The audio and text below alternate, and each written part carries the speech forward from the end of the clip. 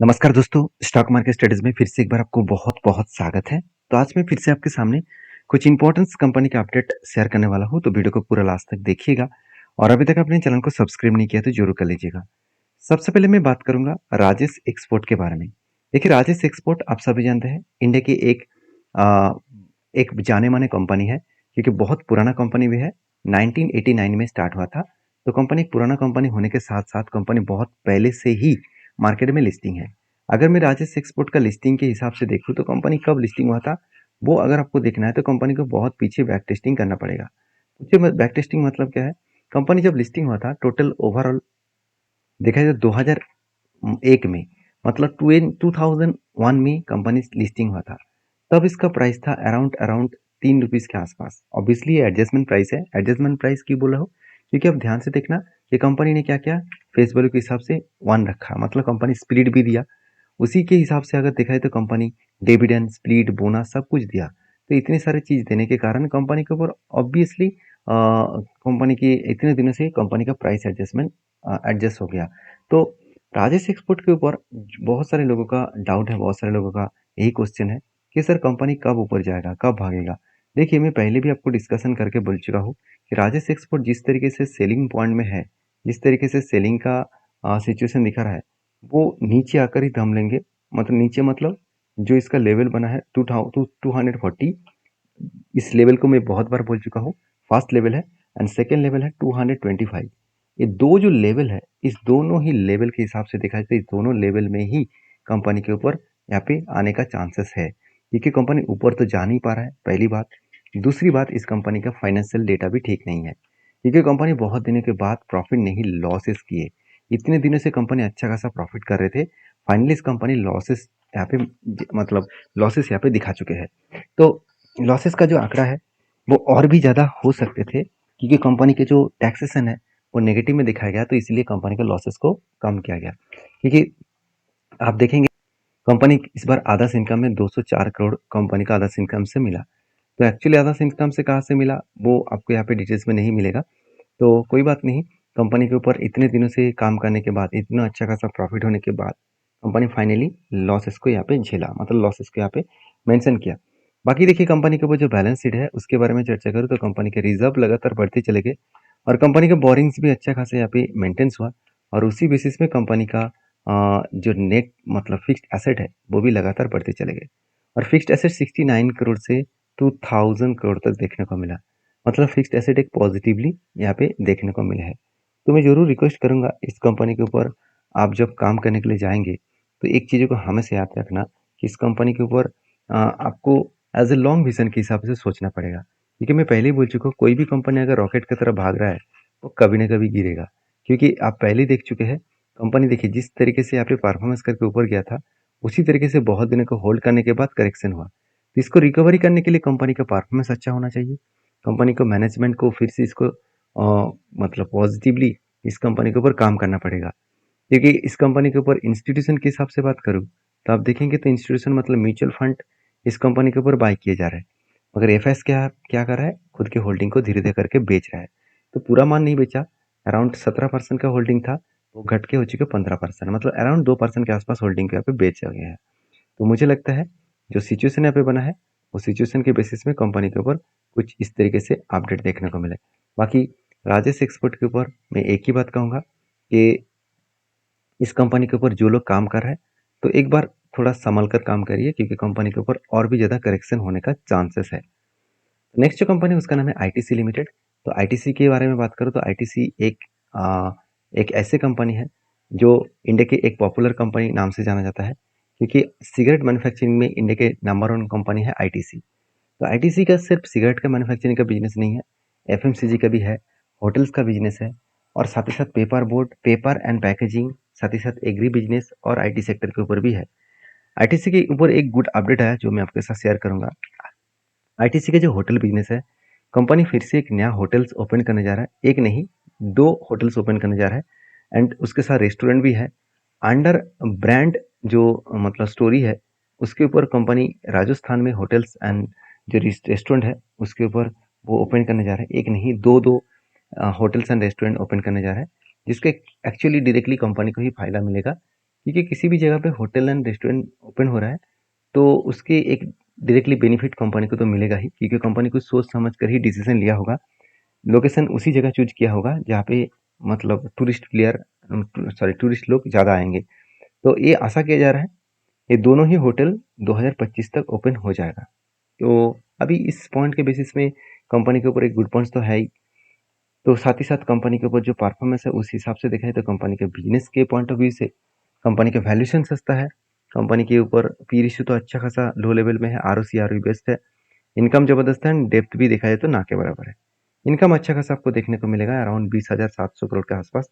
और कंपनी के ऊपर जो कैश फ्लो है वो भी देखेंगे तो कंपनी के कैश फ्लो में एक चीज मुझे अच्छा लगा, कंपनी जितना कैश फ्लो इस बार यहाँ पे शो किया है 17,000 करोड़ के आसपास, उसी बेसिस में कंपनी के अभी आप देखेंगे तो देखिए कंपनी का जो टोटल नेट प्रॉफिट है वो करीबन 20,000 करोड़ के आसपास है। इसका मतलब कंपनी जितना नेट प्रॉफिट को शो कर रहा है उतना ही कंपनी के ऊपर देखा जाए तो टोटल ओवरऑल बात करूँ इस कंपनी की जितना नेट प्रॉफिट कंपनी शो कर रहा है उसी तरीके से कंपनी के ऊपर देखा जाए तो कंपनी का कैश फ्लो भी देखने को मिला। इसका मतलब कंपनी में कोई भी गड़बड़ी बात नहीं है। और उसके साथ साथ कंपनी इस बार हाईएस्टली फिक्स्ड एसेट को परचेज किया करीबन 2700 करोड़ के आसपास। और इन्वेस्टमेंट परचेज कितना किया, इन्वेस्टमेंट परचेज किया करीबन 80,000 करोड़ के आसपास। तो गुड पॉइंट्स है जो कंपनी को आगे पुश करने वाला है, क्योंकि कंपनी सॉरी इस बार कंपनी का टोटल जो फिगर आउट है आप देखेंगे तो कंपनी का फिक्स्ड एसेट परचेज में 3,500 करोड़ है। और कंपनी इस बार इन्वेस्टमेंट परचेज किया 75,000, माफी चाहता हूँ पहले मैंने यहाँ पे नहीं देखा कि साइड में डेटा है, मैंने साल नहीं चेक किया, चलो कोई बात नहीं। तो कंपनी के ऊपर जो इन्फॉर्मेशन है वो एक क्लियर कट अंदाजा देता है कि आईटीसी जैसे कंपनी हमेशा बुलिश रन में ही रह सकते हैं।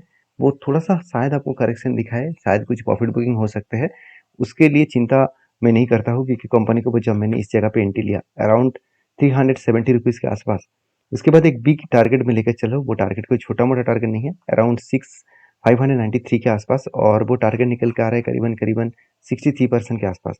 तो मैंने टारगेट क्यों लिया, क्योंकि एक बड़ा सा लंबा सा जर्नी के हिसाब से एक क्या बना, एक बिग कप बना। एक बिग कप बनना मतलब यहाँ पे देखिए टॉप था, यहाँ पे भी टॉप था, उस बेसिस में एक कप बना, उसी बेसिस में यहाँ पे देखिए छोटा सा एक हैंडल बटन क्रिएट हुआ। तो जब हैंडल बटन क्रिएट हुआ तो इसके बाद ब्रेकआउट हुआ, उसके बाद धीरे धीरे करके कंपनी ऊपर जाने का कोशिश कर रहा है और इस लेवल तक जाएगा तो टारगेट अचीव हो जाएगा। तो मुझे लगता है अच्छा खासा एक टारगेट अचीव होने का चांसेस है, और इस टारगेट के बेसिस में कंपनी अच्छा खासा बेस्ट तरीके से टारगेट यहाँ पे अचीव करेंगे। तो आई होप कंपनीज के ऊपर जो पॉइंट ऑफ व्यू से बात करूँ तो कंपनी के ऊपर गुड पॉइंट सही है कि कंपनी अच्छा खासा यहाँ पे ग्रोथ करने का कोशिश कर रहा है। तो मैं जरूर कहूँगा आईटीसी जैसे कंपनी के ऊपर आप फोकस रखिए, क्योंकि इस कंपनी के ऊपर गुड पॉइंट्स भी है। तो आपकी क्या राय है जरूर कमेंट्स करना, और हाँ आप क्या आईटीसी के ऊपर निवेश करके रखे हैं, तो कौन सा लेवल में बाइंग है जरूर मुझे कमेंट्स करके बता सकते हैं।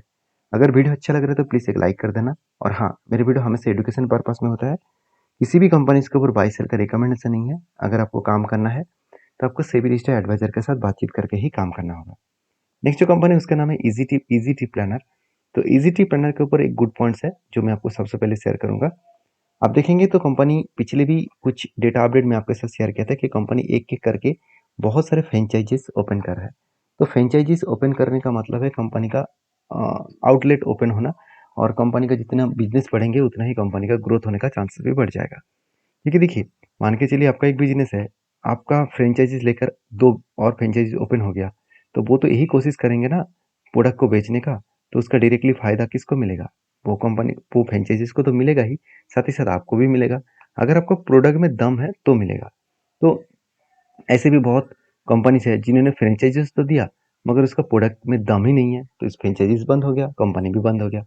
तो ऐसे भी बहुत सारे कंपनीज है, जैसे देखा जाए तो जो जुबिलेंट फूड हो गया, जैसे और भी बहुत सारे कंपनीज है जिसके मैं आपको बहुत बार वीडियो में बता चुका हूँ।